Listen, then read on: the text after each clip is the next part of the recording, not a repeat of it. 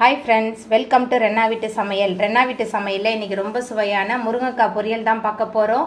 சூடான சாதத்தோட இந்த முருங்கைக்காய் பொரியல் வச்சு சாப்பிட்றதுக்கு ரொம்ப சூப்பரா இருக்கும். தயிர் சாதத்தோட கலந்து சாப்பிடலாம். அதுக்கு அப்புறமா ரச சாதம் சாம்பார் சாதத்துக்குலாம் ரொம்ப சூப்பரா இருக்கும். எளிமையான முறையில் ரொம்ப சுவையா செய்யக்கூடிய இந்த முருங்கைக்காய் பொரியலை எப்படி செய்யறதுன்னு வாங்க பார்த்துடலாம். முருங்கைக்காய் பொரியல் பண்ணுறதுக்கு 4 டேபிள் ஸ்பூன் அளவுக்கு எண்ணெய் சேர்த்துக்கலாம். எண்ணெய் சூடாகி வரட்டும். எண்ணெய் சூடாயிட்டு இதில் 1 ஸ்பூன் அளவுக்கு கடுகு சேர்த்துக்கலாம். கடுகு நல்லா பொரிய ஆரம்பிச்சிருச்சு. அதுக்கப்புறமா பொடியாக நறுக்குன ஒரு பெரிய வெங்காயம் சேர்த்துக்கலாம்.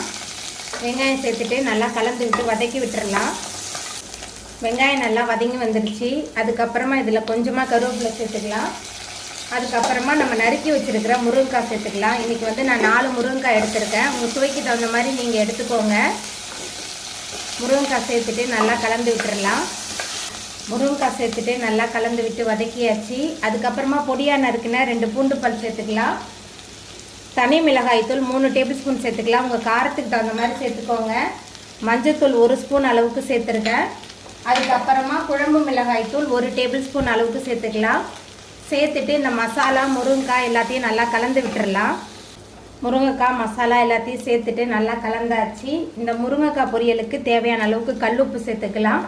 கூடவே முருங்கைக்காய் வேகிறதுக்கு தேவையான அளவுக்கு தண்ணி சேர்த்துக்கலாம்.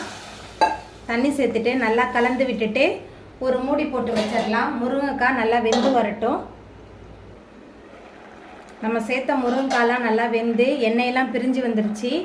அதுக்கப்புறமா 1/4 மூடி தேங்காய், அது கூட 1 டேபிள் ஸ்பூன் அளவுக்கு சோம்பு சேர்த்து விழுது அரைச்சி வச்சுருந்தேன். அந்த தேங்காய் விழுது சேர்த்துட்டு நல்லா கலந்து விட்டுறலாம். தேங்காய் விழுது சேர்த்துட்டு நல்லா கலந்தாச்சு. தேங்காய் விழுது முருங்கைக்காய் எல்லாமே சேர்ந்து நல்லா கொதிச்சு வரட்டும். தேங்காய் விழுது முருங்கைக்காய் எல்லாமே சேர்ந்து நல்லா கொதிச்சு வந்துருச்சு. ரொம்ப சுவையான முருங்கைக்காய் பொரியல் சூப்பராக ரெடியாகி வந்துட்டு இப்போ நம்ம அடுப்பு ஆஃப் பண்ணிடலாம். அவ்வளோதாங்க, ரொம்ப சுவையான முருங்கைக்காய் பொரியல் சூப்பராக ரெடி ஆகிட்டு. இந்த சுவையான முருங்கைக்காய் பொரியலை நீங்களும் உங்கள் வீட்டில் செஞ்சு பாருங்கள்.